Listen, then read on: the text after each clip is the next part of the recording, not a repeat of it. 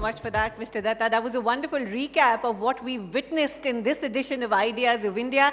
And as the stage is being set for the next session, ladies and gentlemen, a quick note to thank our sponsors once again. Our partners, Ideas of India, is co-presented by the Adani Group. It is co-powered by Gallant Group of Industries, High Glance Laboratories, Rajesh Masale, Knoll Healthcare. Our building partner is JK Super Cement. Our partners are Sri Leathers, Pulse Candy, Indira Gas, Tata AIG Insurance, PNB MetLife, Relly Spray and Tata Capital. Our logistic partner is APML and our state partners are Government of Goa, Government of Madhya Pradesh and Government of Uttar Pradesh. Our knowledge partner is Sharda University. And Ideas of India is brought to you in association with T2, our digital partner ABP Live, and our outdoor media partner is Outdoor Media Limited. So what do we say? Do we hear it for our friends and supporters one more time? Thank you so much for being a brilliant audience, and I think we're all set now for the finale of Ideas of India 4.0. दोस्तों सालों से दशकों से Indian sport was restricted to cricket पर अब दुनिया देश audience बदल चुकी है The nation is emerging as a powerhouse across multiple disciplines from badminton to chess to billiards and tennis. We have much more to achieve, but our progress, whether it's at the Asian Games or at the Olympics, proves that we are so hungry to excel in beyond one sport. Now, this transformation is built on the grit, on the vision and relentless pursuit of excellence of sporting legends. Trailblazers who dared to dream beyond convention and have managed to place India on the world stage. Today, ladies and gentlemen, we are indeed privileged to be in the company of 4 such titans. And I urge you to show your respect and appreciation with a thunderous applause as we invite them one by one onto the stage. It's brilliant that you're warmed up. Now keep that applause going as I invite Prakash Padukone, the first Indian to win the All England Open in 1980, an accomplishment that changed the course of Indian badminton forever. A very warm welcome, sir. Today, of course, India has multiple shuttlers in the top global rankings. His legacy continues. Very warm welcome, sir. I'd like to invite on stage Vishwanathan Anand, India's first ever Grandmaster in 1988 and a 5-time World Chess Champion whose dominance paved the way for a chess revolution in India. There are over 85 Grandmasters in India now. Warm welcome, sir. Put your hands together for Geet Sethi, a 9-time World Billiards and Snooker champion, proving that excellence isn't defined by mainstream popularity, but by sheer mastery of the craft. His efforts through Olympic Gold Quest are shaping India's future champions. And finally, ladies and gentlemen, let's hear it for Leander Pace, an Olympic medalist, Grand Slam champion and International Tennis Hall of Famer who played for India at 7 Olympic Games, a record for any Indian athlete. There is decades and decades of experience, hard work and excellence on that stage. We are truly privileged. Let's welcome on stage our moderators, Dr. Shashi Tharoor and Chetan Bhagat.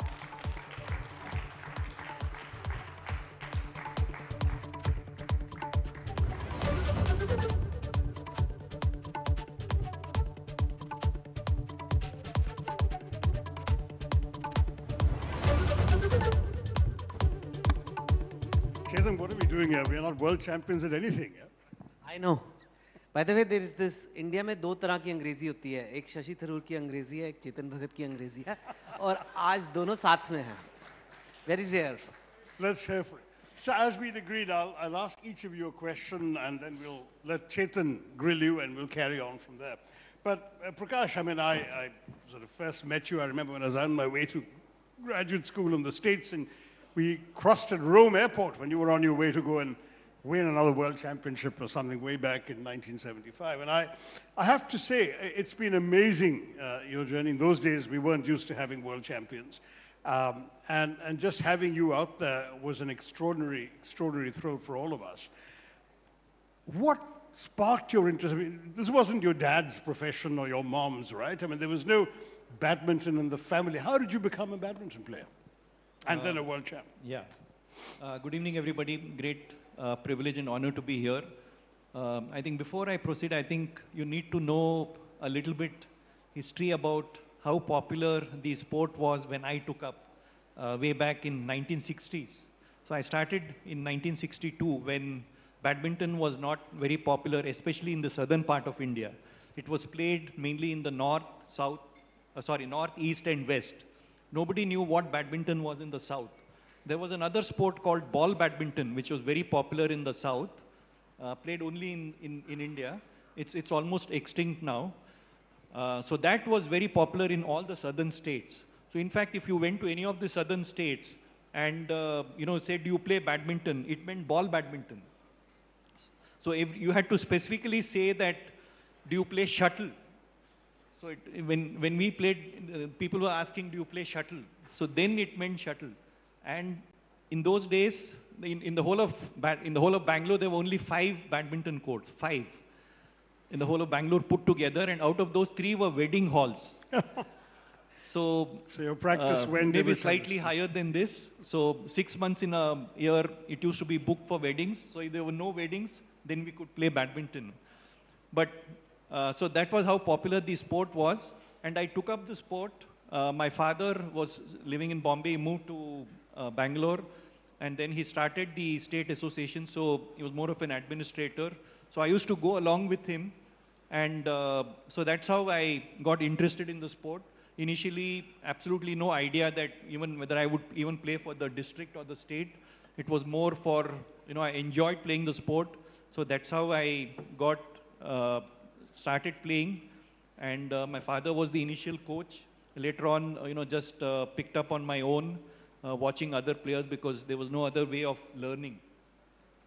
So it was only much later, when I started when I was 7. And when I was about 15, 16, when I won the national championship, that when I, thought of taking it up professionally.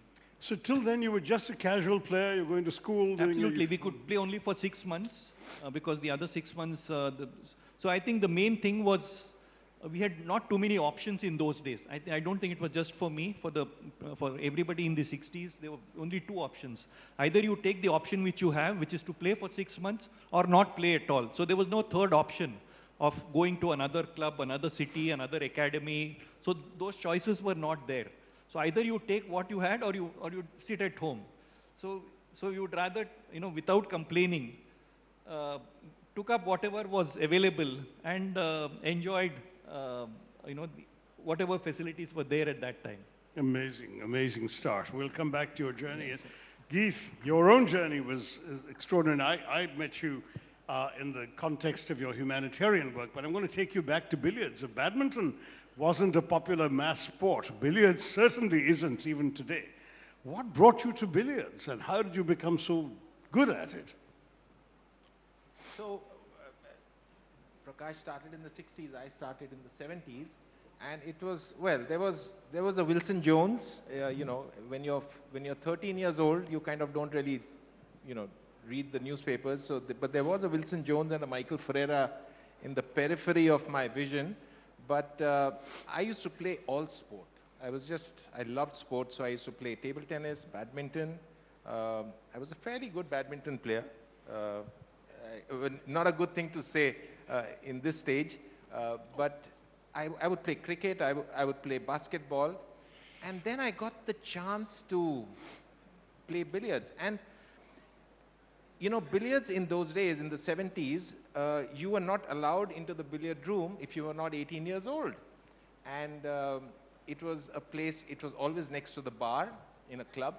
And, but very interestingly, the sports ministry, they sent a circular to they sent a circular to the Billiard and Snooker Federation of India saying that to really get good quality players, we need junior championships. And if you don't have juniors playing at the grassroots level, how are you going to have a junior championship? So they actually sent a circular to the Billiard and Snooker Federation of India saying, you must promote juniors.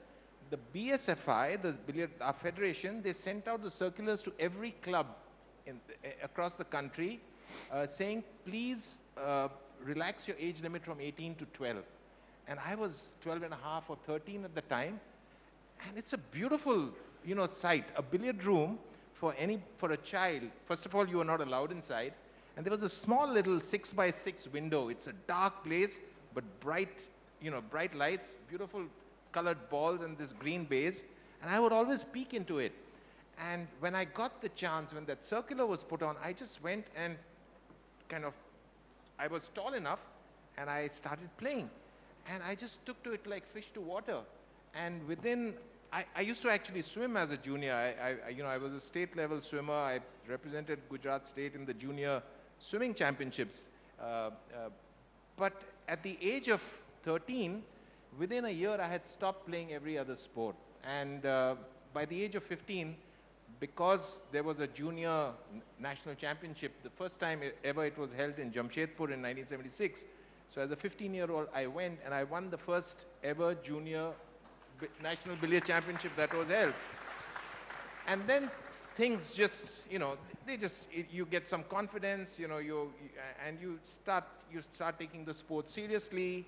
But my dad, he was an air traffic controller and he got transferred to Ahmedabad, and he said, listen, buddy, and I started playing like 5-6 hours a day. He said, hello.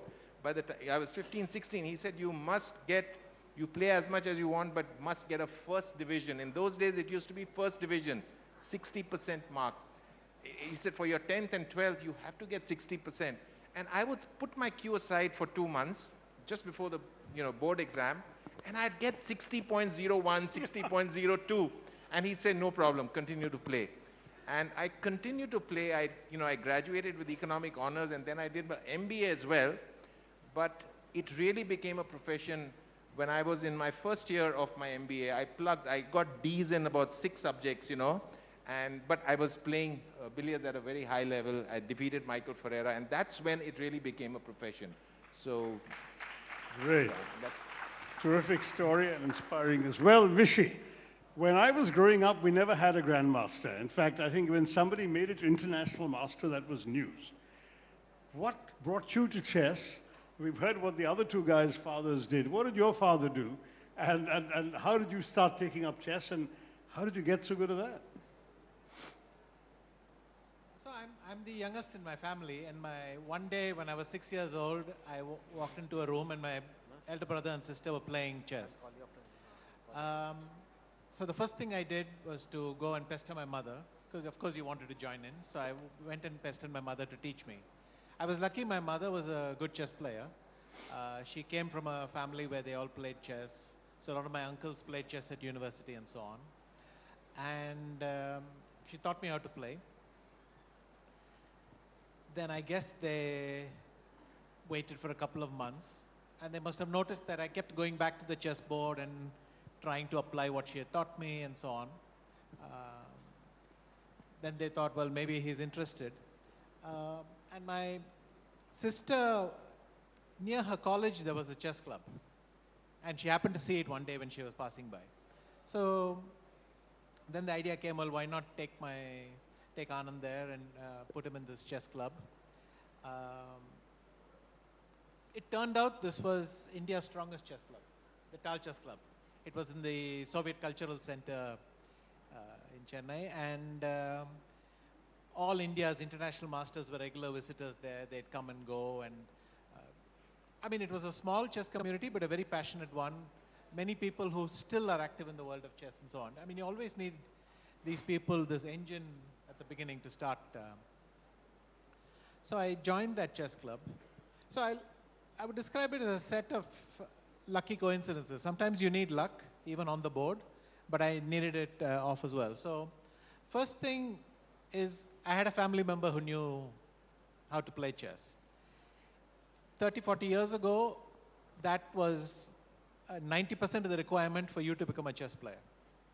Because you couldn't look it up.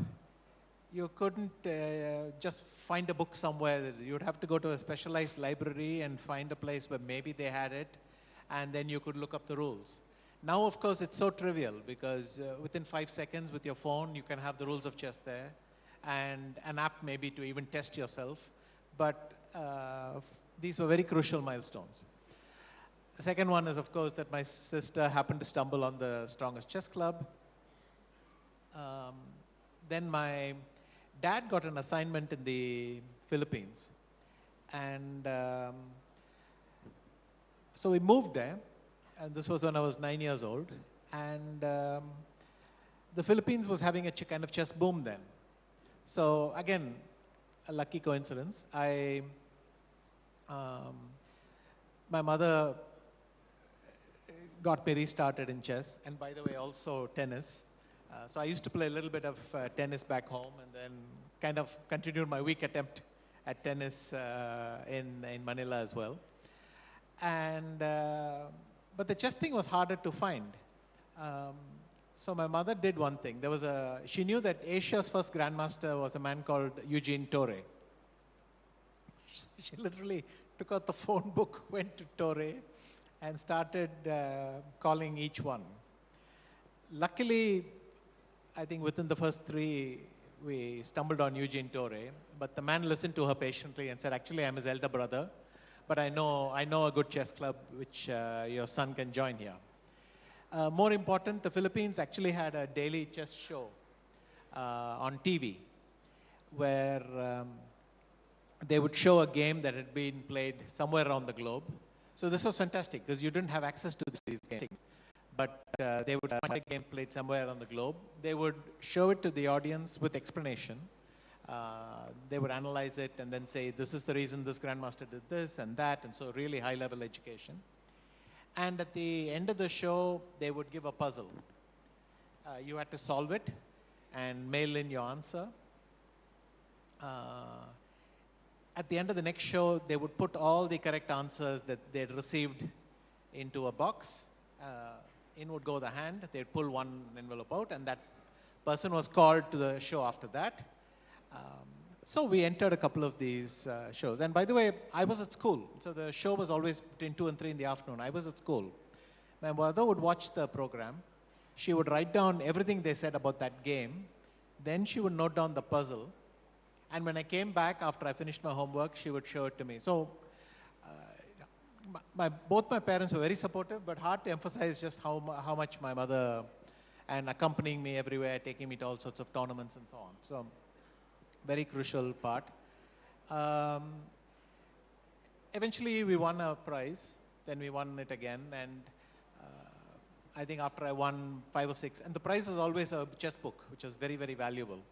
So I think after I won several attempts, they invited me to the back of the studio where they had their library, and they said, help yourself to all the books you want, but please don't send any more answers. And when I got back from the Philippines, I went back to the same chess club and continued. I then remained a strong junior, one of the strong juniors in Tamil Nadu for a couple of years, but no real sign of breaking away. Then in 1983, I played, during the summer holidays, I played a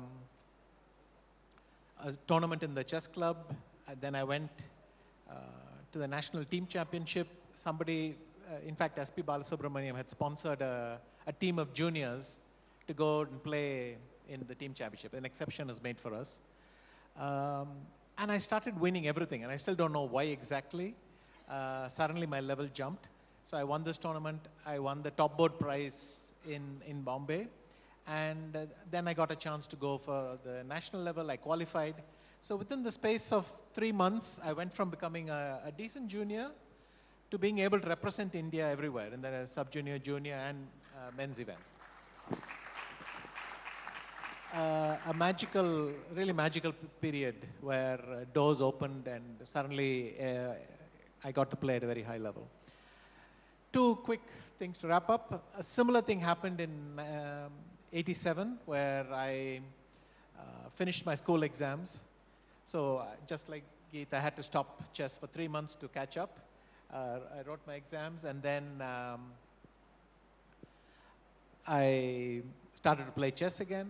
A few months later, I won the World Junior Championship, the first Asian to do that in Baguio. I know that Geet won a World Billiards Championship just around the same time, so that was a nice coincidence. And then the end of that year, I became a Grandmaster. So in chess terms, that was another big breakthrough year for me. And the question of when I decided to become a chess player, I think I probably decided to become a chess player at the age of 6. And I was dreading the moment when I would find a good reason that I should not continue, but it never came. I think that's Sounds maybe great, the better way to put terrific. it. Leander Pace, now we've heard about how much the nation owes to Vishwanathan Anand's mother. But we all knew about your father. I mean, he was an Olympic hero and a sporting champion. How come you didn't take up his sport, and how did you get into tennis? I was a bit concerned about what not just my dad was doing at the Olympics in '72, but what my mom was doing. Because in 1972, both were at the Olympics. I was born to a Bengali mother who was 5'0" in height, and she captained the Indian basketball team.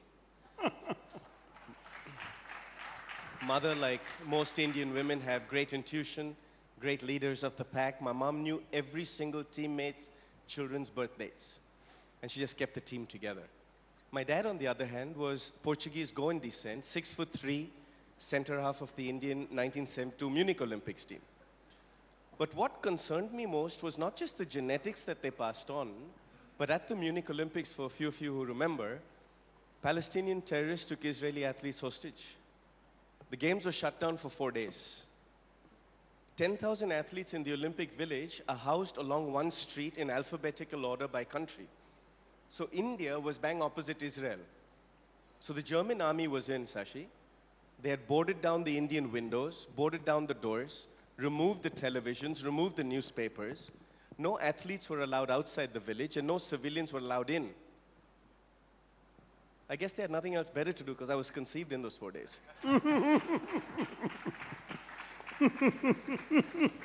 So I was born on the 17th of June, 1973, for a few of you who want to do the math. But being born to a Bengali mother and a Goan dad, I was born with these legs.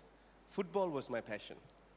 And in class, I would always get punished because I had a football at the end of my feet, and I would be donutting all my class teachers, my classmates, and this football was always around me, you know, everywhere I went. And when I was 11 years old, New York brought a football team called New York Cosmos. They came to Calcutta and played at the big stadium, and Pele came along with them. And I was a ball boy for that match. And the first ball that came back, I caught it, I threw it back. The second ball that came, caught it, threw it back. At the end of the second half, I got a little bored, you know. So when the ball came out on my side, I collected it on my chest, juggled it for about 16, 17 times, and headed it back to Mr. Pele. Well, he looked at me and he says, "After match, I see you." So I thought I was in trouble. And after the match, Mr. Pele came over along with Marco van Basten, and we did a little tiki-taka for about 15 minutes. And then they selected me for a junior European football team called PSV Eindhoven. I went over to Europe, and you can just imagine every Calcutta kid's dream where you play gully cricket, gully football barefoot, right? And then you're suddenly going off to Europe where they give you boots. You can play with proper gear and fields that have grass on them. And after about 6 weeks, the Barcelona scouts came, and I remember they took all the kids through the paces. And 2 days later, I was shipped off to Barcelona to the junior program. I lived there for 7 months, and after 7 months, they confirmed that I was going to be the playing 11 of the Barcelona under-17 football team. I was 11 years old at the time. But they had only one criteria, and that was I had to give up my Indian passport. To which I asked why, and the coach said, if we are going to pump in $1 million into your training, your coaching, your diet, your fitness, your mental training, then we can't have you play for another country. You have to play for Spain. and you have to play for Barcelona. So like a good Indian boy, I turned to him, Sachin, I said, I have to go home and ask my mummy and daddy. Well, the next morning at 5:30, when I was leaving the academy, the coach came over to bid me farewell, and he said to me, I know you're not coming back. So I said, why do you know that? He said, no 11-year-old kid packs his bag in the room so well. You've not even left one toothbrush. You've not even left one shirt, nothing. I know you're not coming back. And if you leave Barcelona today, give up football. Because we are the #1 football academy in the world. So I came back to Calcutta, and I remember sitting in my parents' dining table. I always sat on my dad's left, because mom sat on dad's right. And my father was ridiculing me a bit. He was like, you've given up your dream, and you're so talented at football, and what are you going to do now, you know? And I looked over beyond my dad's right shoulder, and in the living room was my Uncle Basil's picture. And he was wearing a Fred Perry sweater with 3 tennis rackets in his hand. So like a chirpy little kid, I said, tennis, I'll play tennis. And my dad laughed at me for about 6 minutes. You know when you're 11 years old and if your father laughs at you for 6 minutes, it hurts. So I said to him, find me the best tennis academy, give me 52 weeks, and I will let you know if I can do this. So then, on the 12th of May 1986, I was shipped off to Madras, and I lived in Madras with the Britannia Amritraj Tennis Academy. There were 8 other kids there who were all the best in Asia. They were all tennis players for like 8 years, 9 years, 10 years. And I felt so out of place the first year because those kids wore collared shirts. My football shirts had a V-neck. They wore short sleeve, I had no sleeves. They wore long shorts, I had short shorts. And they wore short tennis socks, I was wearing long football stockings. So I was a complete outcast. And every day they would beat me 6-love in practice. And on the 12th of May 1986, actually, when my dad dropped me to Madras, he gave me a 100-page letter. And he was writing that letter for 6 weeks before I went there. And the first paragraph and the last paragraph of that letter read the same, but the rest of the 99 pages was about how my mother and my father were separating and going their own ways. I didn't know how to make myself a sandwich at the age of 11. But every morning we'd wake up at 4:30 in the morning, practice would start at 5 o'clock, go till 8 o'clock. From 8 to 9 in the morning we had an hour for breakfast and a shower. 9 to 3:30 we studied at the Madras Christian College. 4 o'clock back on the court again till 7:30. And then we'd come back an hour for dinner. And then between 9:30 and 10:30 the famous Indian thing, homework. And then at 10:30 when the boys would go to sleep, I would put candles in front of a full-length mirror that I requested for. I'd lock my door of my bedroom, and I'd do 10,000 skips every night. I'd do 300 push-ups every night. I'd do 3,500 sit-ups every night. And that took 1 hour. And the second hour, I shadow practiced my forehand down the line, backhand cross court, topspin forehand, sliced backhand, quick volleys, low volleys, and then smashes. And then after I'd finished that, after 2 hours, I'd sit up and read my parents' letter. And I would not sleep much that first year. I cried myself to bed for 365 days. Until I realized that tennis was the only vehicle I had to become a man. And that's what that first paragraph and the last paragraph said. My dad said, tennis is your vehicle to become a man. I blamed myself as a young boy for my parents' separation. I held myself very responsible for the hardships that my 2 sisters were going through and my parents were going through. So those years, 1986, 1987, 1988, were really tough. But after 5 years of this hard work, I won Wimbledon for you for the first time.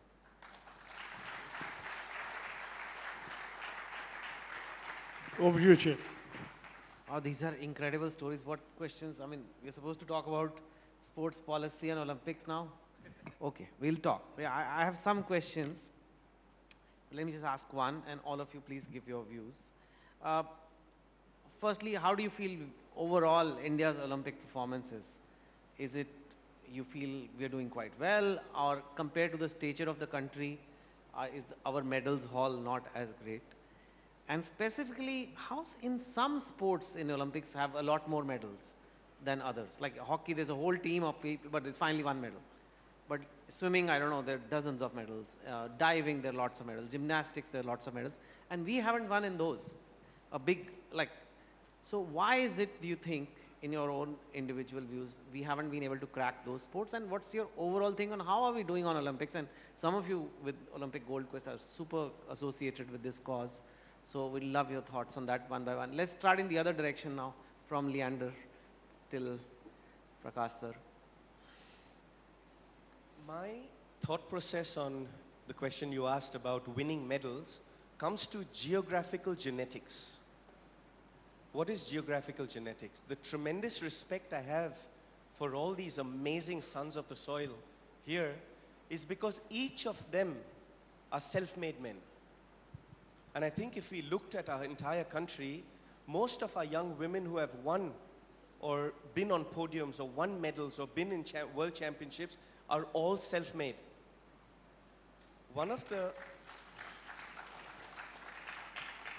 I believe India has tremendous potential in sport. And I believe that India can be a powerhouse as a nation by using sport to empower the youth, using sport to empower a quality of life. The session before us was about quality of life, and I was sitting there and seeing how relevant these champions on the dais are. If we learned the lessons of how they mastered their craft, but more importantly, how they mastered mental health, emotional health, physical fitness, I feel by imparting that knowledge to the youth and scouting talent at a young age, I believe in India we start very late with our talent. We're waiting until we're 8 years old, 10 years old, 12 years old, 15 years old. I mean, I would have loved to have played Wimbledon with Vishy Anand if he had taken to tennis, right? Can you imagine that partnership? His brains and my brawn would have been pretty good. But if we can, as a nation, look at sports science about testing DNA, genome testing, and looking at a child's potential height, potential bone density, potential muscle density, and by the age of 8 or 9, putting them into disciplines that fit their geographical genetics. I think that's how champions can be made in our country. And obviously it's a much longer answer, but that's the start. Sir, Rishi sir.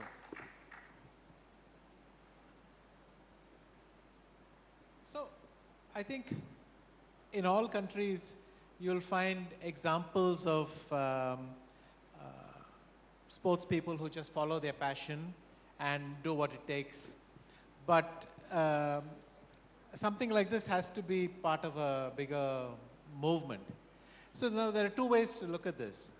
One is a highly specialized model where there exist institutions that first identify talent and then funnel them in the proper direction and so on. But actually I believe a more natural model is a country where people passionately and enthusiastically engage in sport.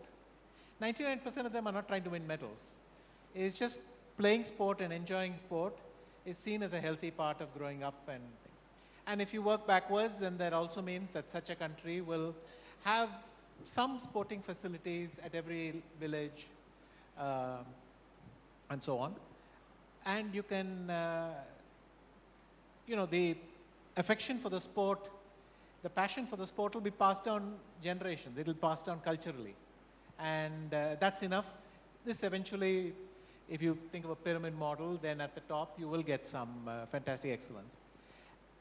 Now, in India it's a complicated story because frankly, a country with lots and lots of needs.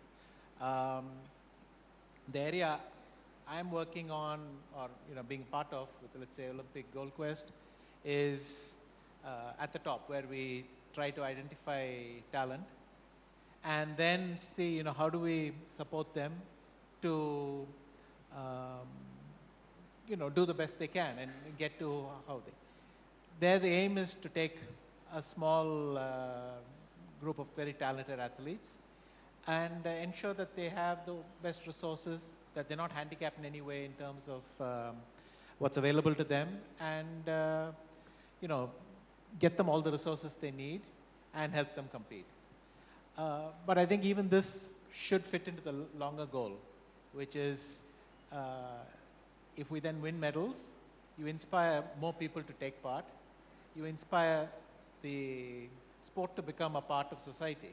Because ultimately, when I want someone to play chess, I want them to enjoy chess, I want them to gain the mental habits that you will get from chess.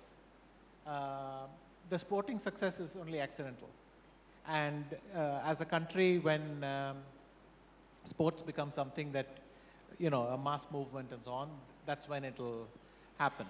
But with my experience on the board of OGQ, when I started my own academy, the Westbridge Anand Academy, I followed a similar model. I tried to identify the most promising juniors and give them the support I thought I needed. I tried to imagine myself at their age and what it is I would want to tell them then, and that's the kind of thing. And one final point, that even though we're not getting as many medals as I think is our due for a country of our size, it's clear to me that now we are competitive in many, many more sports. We are missing narrowly, and people are not satisfied with missing narrowly. And that is the most important spirit or attitude you have to build. The rest, I think, will follow.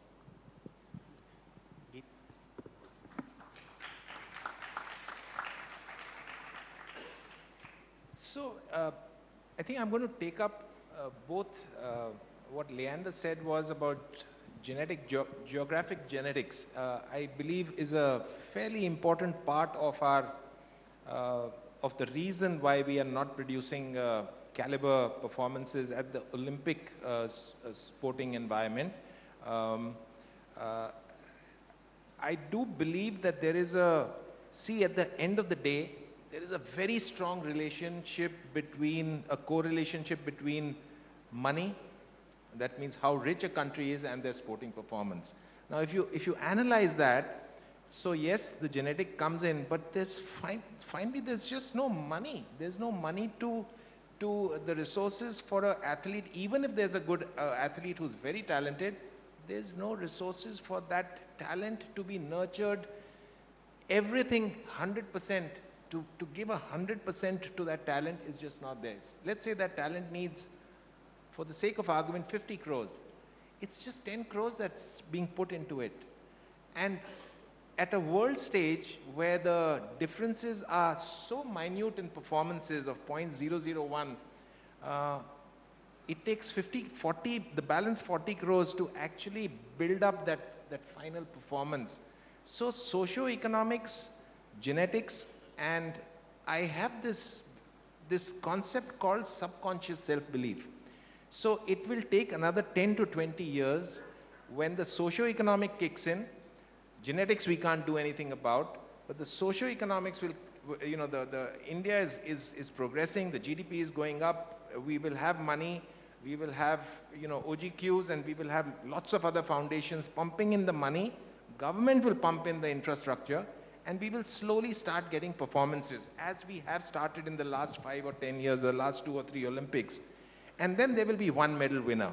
There will be one Olympic medal winner, in wrestling, and suddenly there will be this concept called subconscious self-belief. He did it. I am from his village, and I go and, I wrestle in the same akhada. And that subconscious self-belief is extremely important, I believe. So we are at a beautiful stage in the evolutionary path of our sporting journey as far as our country goes. And I do believe, like I said, it'll take another 10 or 20 years.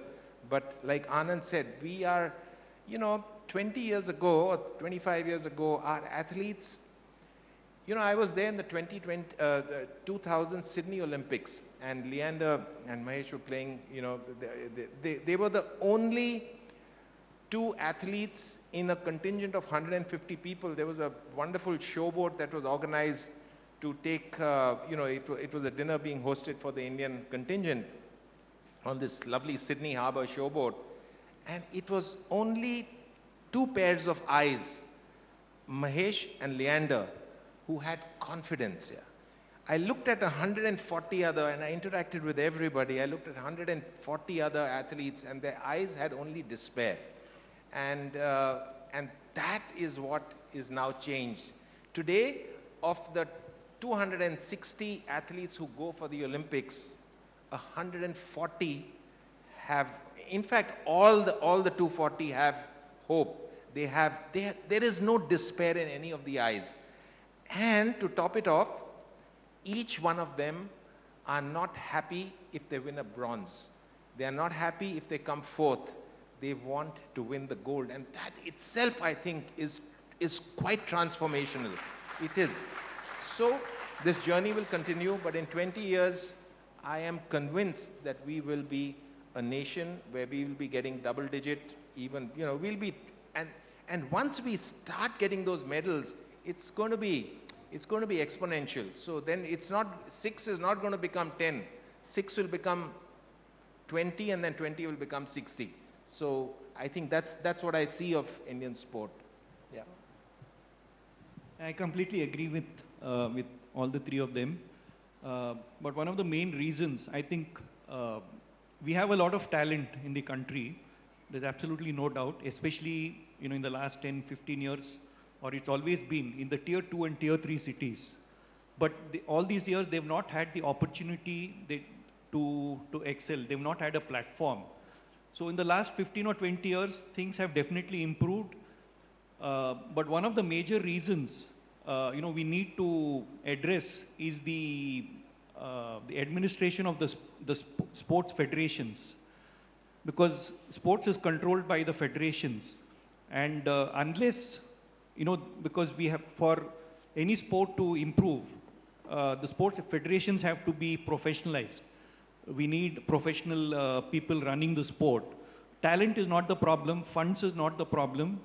If the federations become more professional, you know, like in some of the countries abroad, especially in Europe and in the US, I feel we definitely have a lot more potential to win more medals. It's definitely not lack of talent. It's definitely not lack of finance now. Maybe 20 years back, yes, we didn't have the funds. But now the government is spending a lot of, people are aware, corporates are willing to support, lot more foundations have come up to support. And earlier, maybe even 10 years back, the support was only after you won the medal. You know, people who won Olympic medals would get recognized. But now, you know, with, again, the Khelo India program from the government or the scholarship programs which a lot of the foundations have introduced. So none of the, you know, the talented, even youngsters, 10, 12-year-olds, if they're really good, they will not go unnoticed. They will start getting support. But that is not enough to get Olympic medals like the Americans do or the Chinese do. For that, the sports federations have to get involved. You know, they need to follow the same program. And things are improving, but, you know, like Geet said, you know, it will take a little more time. But we certainly have the talent, and there is every reason to be positive. It may not be, you know, we may not be growing at the pace which we like. And like the moment the sports federations become more active, they become more, they start employing professionals. And if they run like corporates, I see no reason why, you know, we cannot, you know, do well at the Olympics. Well, surely part of the problem is talent spotting, right? Because I mean, all of you came from families where you were able to get exposed to a sport fairly young and played fairly young and grew up. There are many others of it. If you look at the way in which cricket has been democratized in our country, when I was growing up, it was very much a city elite sport. Today, you've got Indian stars emerging from, you know, Ranchi and Hyderabad, villages. All tier 2 and tier 3 cities. That, tier 2 and tier 3 and so on. Now, if you look at Vishy Anand becoming a grandmaster and then a world champion, has inspired a whole generation of Indian chess players. And you almost feel that because Indians feel they can do it, we're going to have an entire Indian ecosystem in chess the way the Russians had for many years, right? I'm not sure that's been true of the three of you yet. Badminton, to some degree, yes, we have a few, but they're not as numerous as perhaps we need to be world players. Billiards, I'm afraid, you're it. You're the last big name in billiards. And Leander, you won a singles bronze, but we haven't had a singles player in tennis in the entire 30 years since you won that medal, or 29 years. And the worry that I have for me is, where are we? Maybe we're not looking in the right places. I mean, you talked about this business of testing people for genetics and so on. Who's going to do it? Prakash talked about the federations. Does the Tennis Federation in India have a capacity to do that kind of thing? I'm really curious about this because we've got a real challenge. The Chinese showed amazing, but they were only admitted to the Olympics in '98.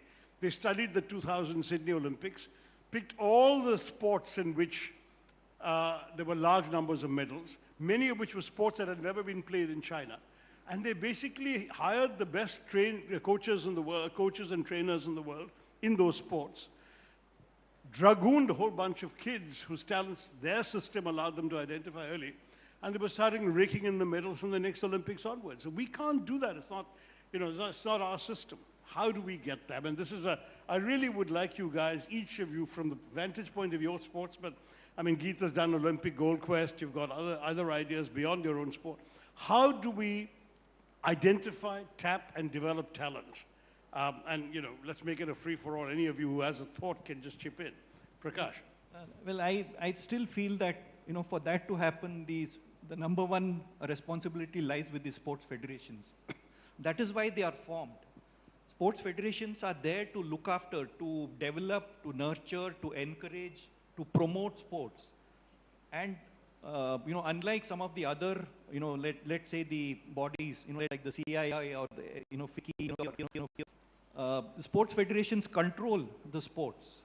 So in any private individual or any private, let's say a corporate, wants to invest something, you cannot do anything without the help or without the approval of the sports federations. So I think the primary, whatever you say, like if China has done it, it's with the help of the national federations, they are accountable, and with the help of the Indian or the Chinese Olympic Association. So the primary responsibility, I think, would still lie with the federations. Everybody else can only help. But if we want it on a mass scale, I firmly believe that the federations need to step in and, be accountable and be more responsive to the needs of the sports persons. Geet, with Olympic gold quest, did you identify some talents who not from the big cities? Yeah, so we've actually at OGQ we've done a fairly deep study. The entire board and the operations team have done a study. And just before the London Olympics, well, not just before, maybe 8 or 10 years before the London Olympics, Britain identified 2 or 3 sports which had a lot of medals. Which were they? Kayaking. Cycling. Cycling. Britain. I think cycling, swimming, cycling. Where they have a lot of medals. They focused all their energies, government funding, university funding, and private funding. They focused on these 3 sports, which had 60 or 70 medals between the 3 sports. And they came up, they were not a very, in sporting success, Olympic success-wise, they were not very good. And they did very well in terms of performance at the Olympics, in terms of the number of medals they got back. So we did a kind of study, and I think what we found out was that for India, and we identified boxing, badminton, archery, and shooting as the 4 priority sport that India should focus on, because if you take shooting, boxing, archery, and wrestling, they're very technical sports. It's like they're precision sport. It's, the genetic part doesn't really come in. You don't require huge muscle. Even though wrestling, you need great body and all, but it's a lot of technique, including boxing. And we said, let's focus all our energies in these 4 sports and see what happens. There was a little historical background. Rajavendra Rathod won a silver at the Olympics in no, not Shooting. in Sydney, and so that kind of gave it kind of gave weight to that whole theory. But strangely, after focusing so much on shooting, we didn't get Abhinav Bindra got his gold in Beijing, and then suddenly there was a bit of a lull. We expected 7, 8, 10 medals in shooting. We've got now in France, in Paris, we got three medals in shooting. But that is the route to take for our country. We've done a very deep study. We have no chance in aquatics. We have just no chance, and that's the brutal truth. We have no chance in athletics. Because the genetic comes in, there is no historical tradition, there is no hero, there is no Prakash Padukone of the and P.T. Usha heading the Olympics committee. She's an athlete. But that's just and she was not an Olympic medal winner.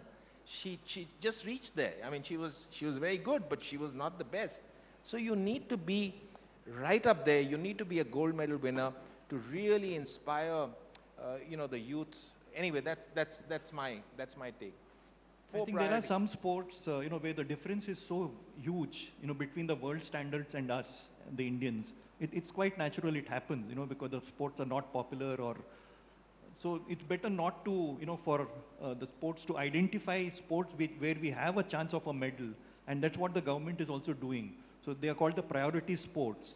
So it's not that the other sports are not being encouraged. Javelin wasn't in that list of 4 sports, and look, we won the gold medal in the Olympics. Yeah, so athletics is there, but moment you find somebody like that, but for a long time, it's very likely that, that could be only one medal in the, in athletics. I mean, we have to face the facts. That is because there's a big difference, in the world standards and here, let's say for swimming or some of the other sports, like basketball, football, volleyball. I don't think, we can think of getting a medal in the, let's say, in the next 3 or 4 Olympics, because the difference is so huge, vast, between the world winners and... But could we be looking in the wrong place? I mean, could we find athletes amongst the tribals in Chhattisgarh or Jharkhand and get them to... I mean, they're probably trudging marathon distances every day to just survive. Sashi, just as your question you asked, I'm very concerned about my sport, tennis. Because if you look at tennis at the moment, our association itself is sitting in Supreme Court. The players are fighting against the association. The association, there are different groups. So in that, I feel that in tradition, everyone looked at cricket. Cricket got a lot of sponsorship. Cricket got a lot of television. Cricket got a lot of limelight. But as an athlete, I believe we should learn from the BCCI. We should learn from IPL. We should learn from the cricket governing bodies that actually took the stalwarts of the game and made them empires, made them administrators, gave them academies. I'm so proud of what Prakash sir and Dravid are doing down in Bangalore, or what OGQ are doing. In that, I feel like you must compliment Khelo India, because in the last budget that is passed, approximately 1,500 crores have been budgeted just for Khelo India. That's not the sports budget, that's the Khelo India budget. And I believe that before we start dreaming about winning medals, we got to create a system. And one of the things I'm concerned about is that if you look at tennis, in India, we've won 52 Grand Slam titles. We've played 7 Olympics. We've got the world record in Davis Cup. In India today, we sit with the Hall of Fame in India as the first Asian male. But there is no system in tennis. And that is something I think is imperative and really important, to actually come in and create a system, just as Vishy is doing right now with chess. He's doing such a magnificent job. OGQ is doing such a magnificent job creating a system. You look at Parth Jindal, best Olympic training center in the country. But you got to get the knowledge. Parth has invested so much money in it, but where is the knowledge?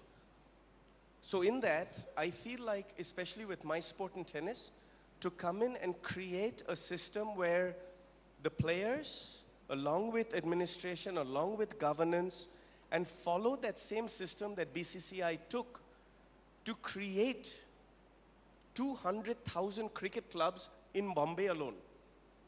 200 cricket clubs in West Bengal alone. 200 cricket clubs in Northeast. Now, when you go out into tier 2, tier 3, if you listen to everything that the four of us are saying, we're saying the talent is there, but the talent is being untouched. Which means they can't come to us. We got to go to them. And hence, opening up Olympic training centers, opening up sports science academies, opening up what the NCAA was done, the National Collegiate Athletic Association in the Americas, where every college student who has a talent in sport gets a scholarship. And I think that that is when India can dream about great sporting systems to move the GDP of the nation based on the academic scholarship, based on sporting talent.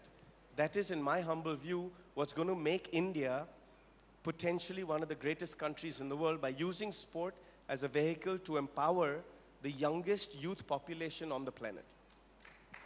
Rishi, you'll So, one of the obvious comparisons is China, because similar population, you can ask the same questions. But I believe the cultural factors are much more important.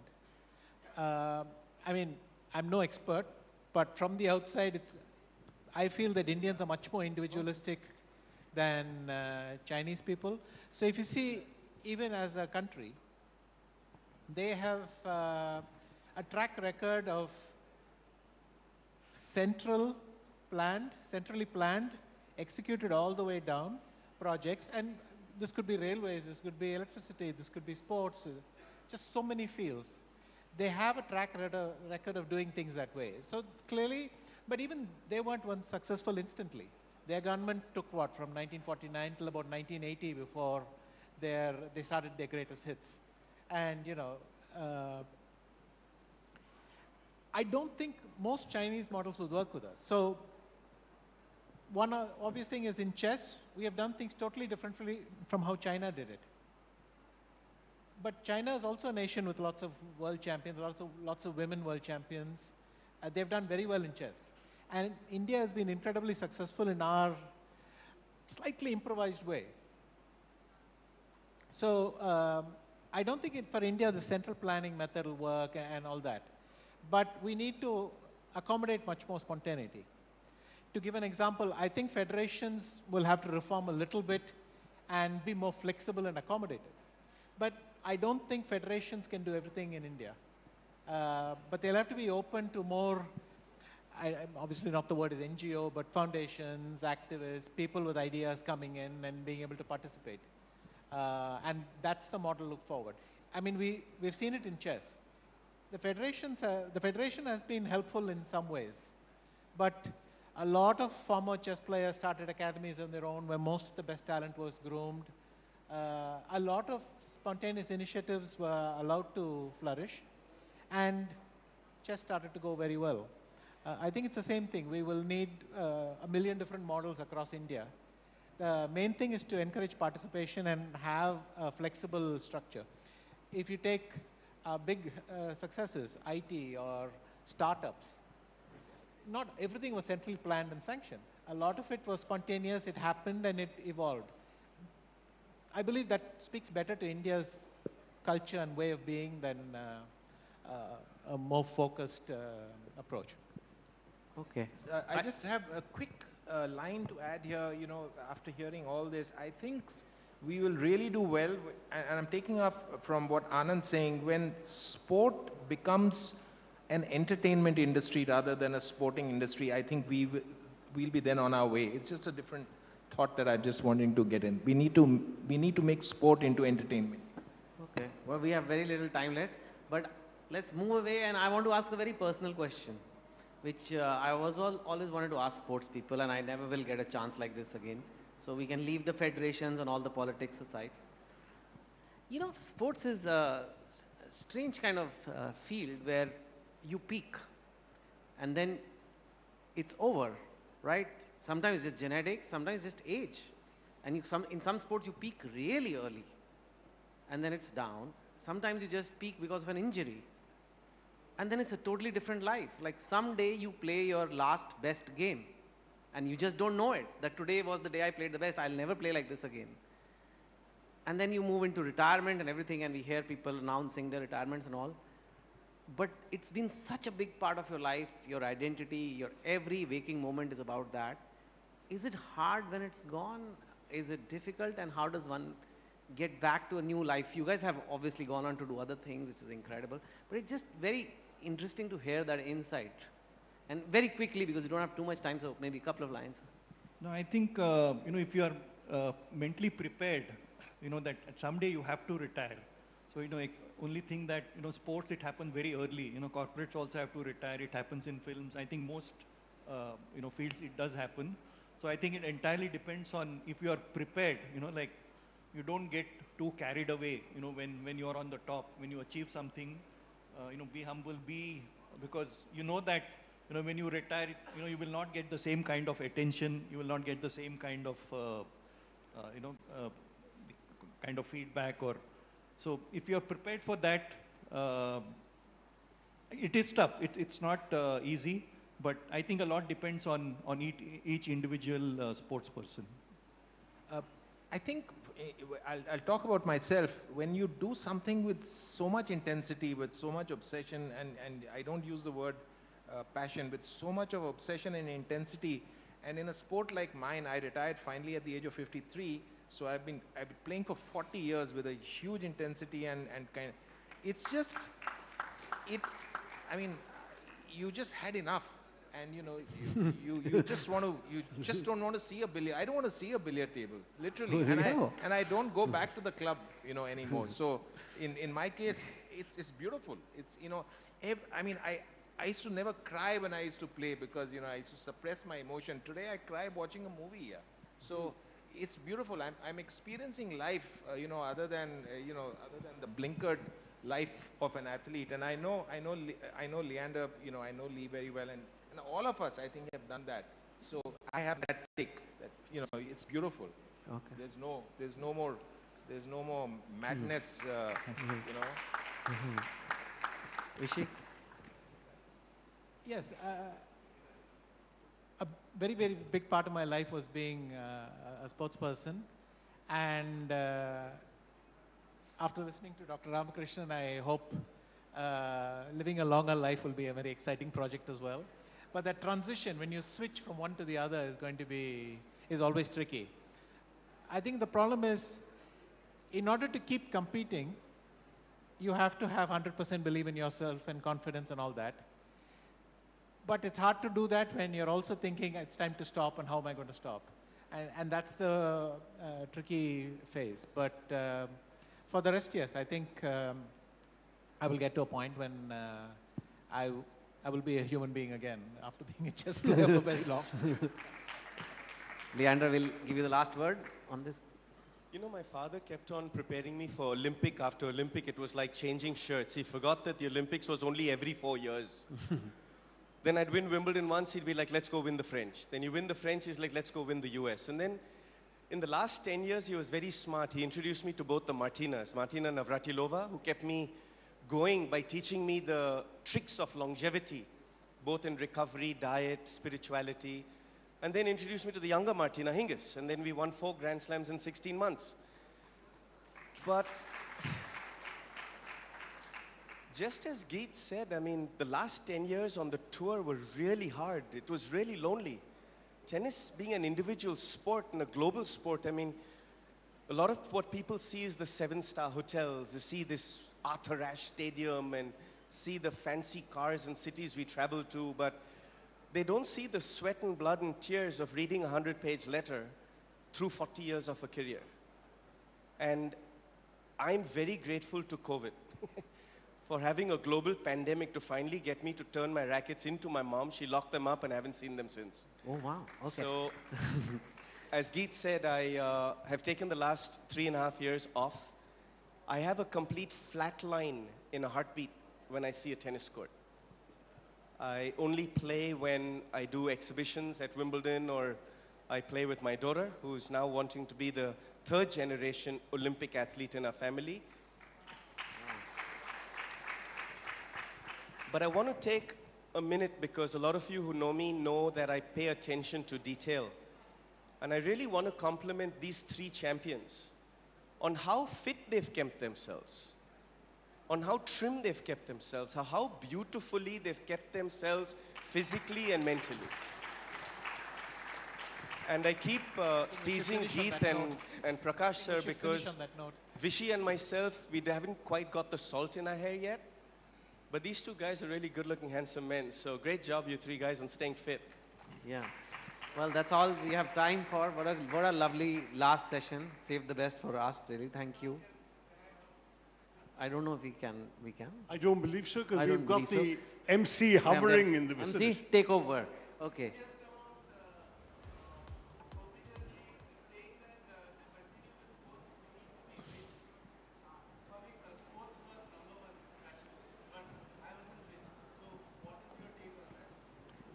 Well, Maybe a quick answer, Yeah, because it's yeah. about No, your I sport. don't agree with that. The question was, do you have to be rich to be a sportsman? Yeah. Maybe it was true 20 or 30 years back. I don't know whether it's been misquoted or, sometimes the press does not really, say what the player or, the sports person wanted it to say. But that's, I don't think, it will not be relevant now because, like we just discussed, there's so many opportunities, 20 years back, 30 years back, it was possible, but now, with so much support available. And the other thing, which I want to emphasize, if you've seen the medal winners, let's say in the last 50 years, almost 95% of them have come from middle class or lower middle class. I'm not talking of their current, when they started. You take any sport, right from maybe, Krishnan to, to hockey players, or when they started, their background, they were all middle class or lower middle class. Very few, maybe just one or two exceptions, maybe Navava Pataudi or Vijay Merchant or, a few. Otherwise, everybody is from, not so rich families. So that is my take. So I think, and the people from tier 2, tier 3 cities are willing to work hard. It's no fault of, the rich people or the kids. It's the way they've been brought up. Because sports needs a lot more, than what the rich kids are used to. So if we want Olympic medals, we definitely have to, the poor and the middle class and the lower middle class, we need to support them, and they are willing to work hard. And also they are not looking at, going to IITs and IIMs. Yes. Thank you. Yeah, they have the hunger. That's what we need. Yeah. Thank you so much for taking that question on, and I am absolutely agreeable to Chetan when he says we could not have hoped for a better ending to Ideas of India 4.0. This has been such a coup for us to have these legends on stage. So many firsts for Indian sport are on that stage right now, ladies and gentlemen. A huge round of applause for our sporting legends, and I request Sumanto Datta, CEO, ABP Network, Rupali Fernandez, Chief Revenue Officer, ABP Network, and Kushan Chakravarti, Chief Financial Officer, ABP Network, to join us on stage to felicitate Shri Prakash Padukone, Shri Vishwanathan Anand, Shri Geet Sethi, and Leander Pace.